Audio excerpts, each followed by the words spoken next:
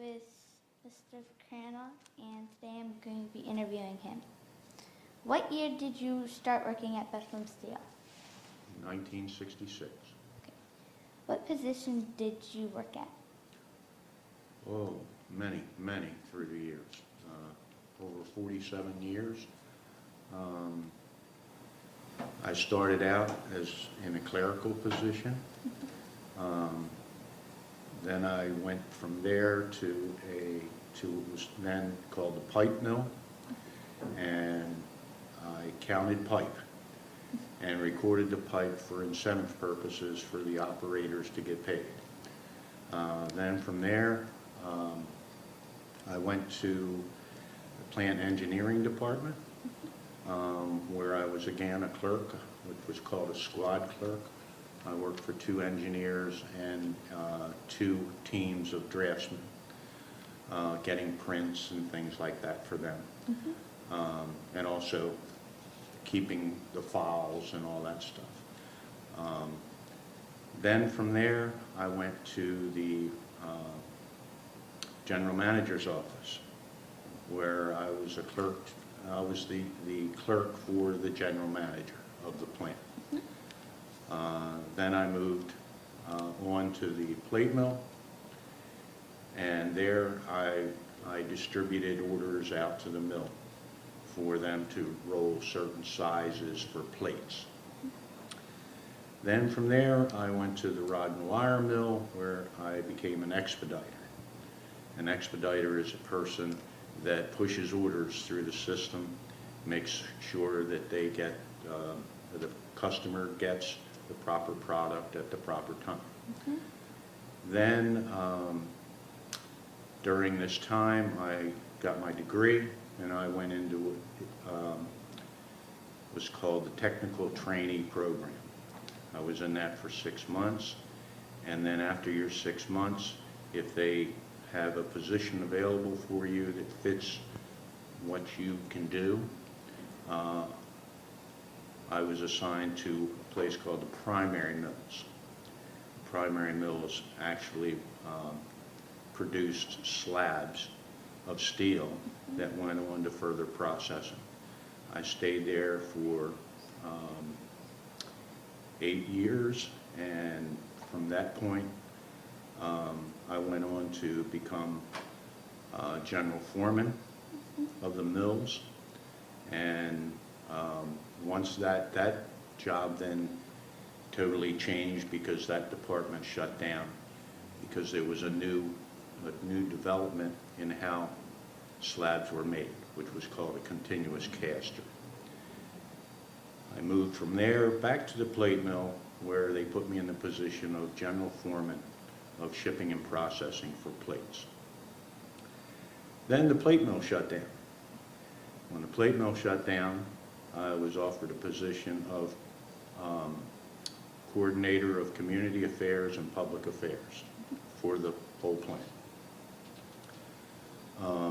Then I stayed in that position until Bethlehem Steel, when I sold the business.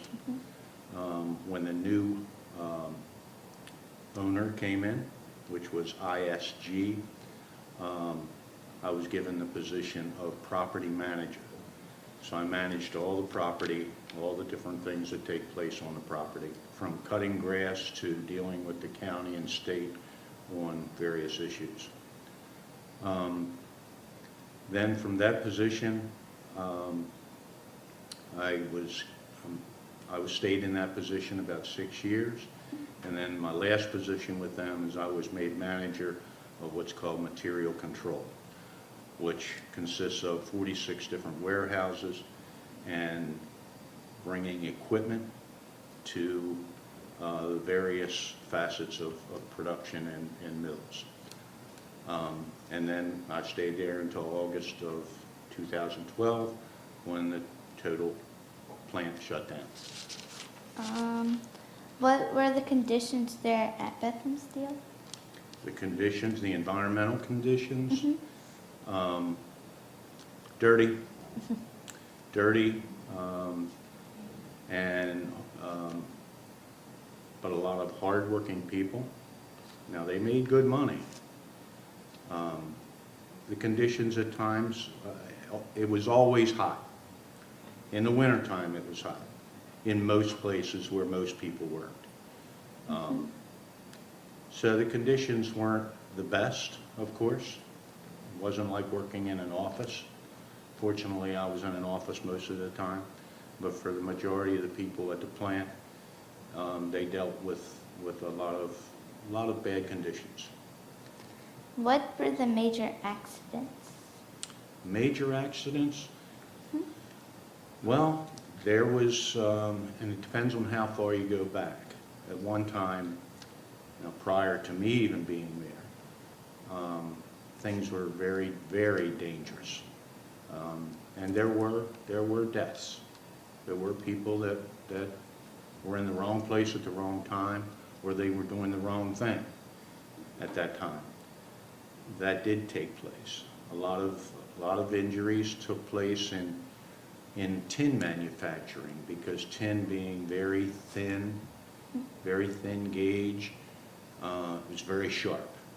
So there was a lot of cuts and bruises and things like that. But yes, there was quite a few accidents, but Sparrows Point was probably, in its prime, was probably the leader in safety of all steel mills in the United States anyway, and certainly around the world.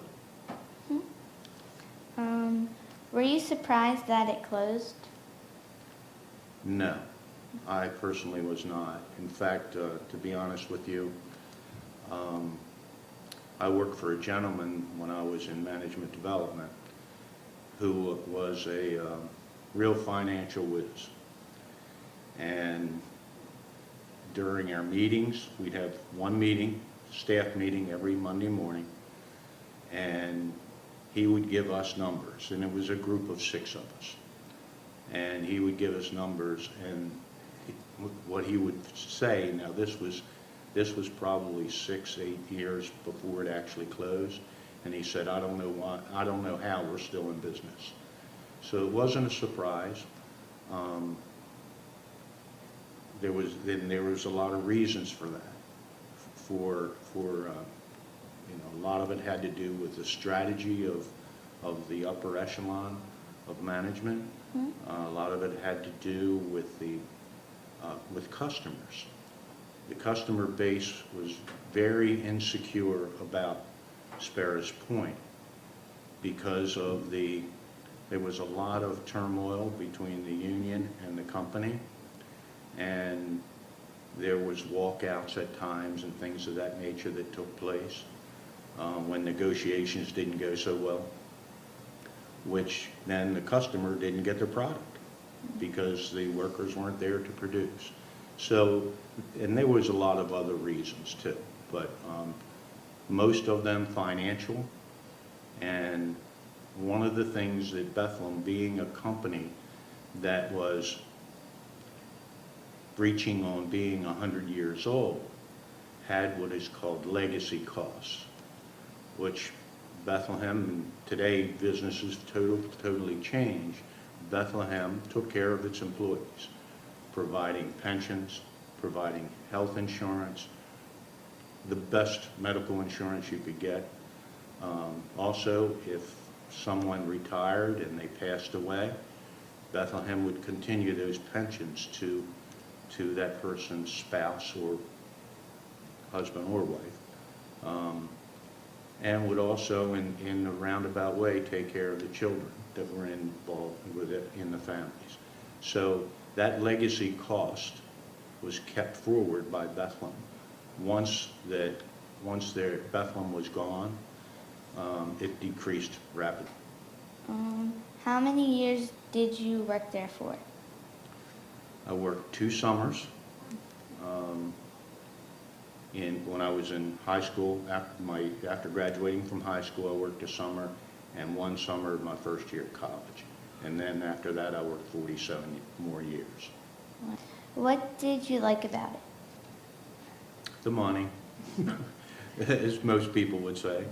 As far as, just talking about Bethlehem Steel and not the plant itself, Bethlehem Steel had a family type of environment where people helped one another. And after Bethlehem left, there was a lot of jobs that were reduced and cut, and some people that had one job were given 2 other jobs and things like that. And that started to fall apart once Bethlehem had sold the plant.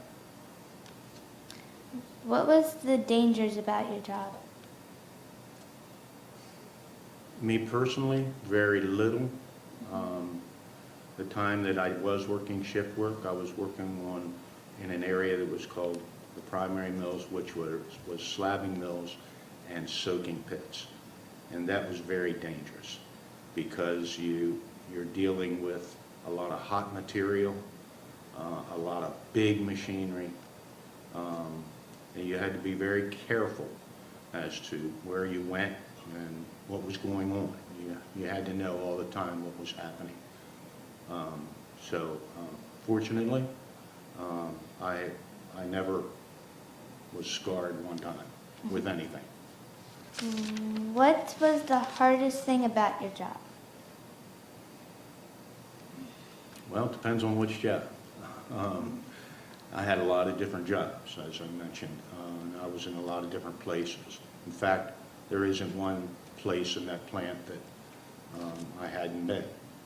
As property manager, the hardest part about that was trying to keep the property looking presentable, and that was very difficult because for 3,100 acres, I had 3 people to do that job. So it was a lot of nights we spent down here trying to keep the place, other than our day work, the 3 guys and myself would stay and make sure everything looked good as it could be. Is there anything else you would like to tell us about Bethlehem Steel? Oh, it was a great place.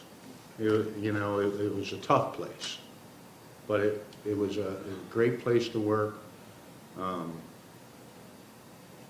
Bethlehem was good to me. And Bethlehem did something that was very unusual. They made you save, which in today's world, that doesn't really happen. People were just out there on their own, and Bethlehem took care of their own. I can't say enough about, how good I had it. A lot of skilled people. I mean, any job that you can think of, it was at Sparrows Point, whether it be a plumber, whether it be electricians, whether it be mechanics, whether it be people that repair trucks, people that are out there on the mill working. There was very talented, skilled workforce. And Bethlehem enhanced that and gave people a lot of possibilities as to where they wanted to go and what they wanted to do. They had an apprenticeship program, and that apprenticeship program could take you just about to any job that you had a choice to get. So there was a lot of opportunities.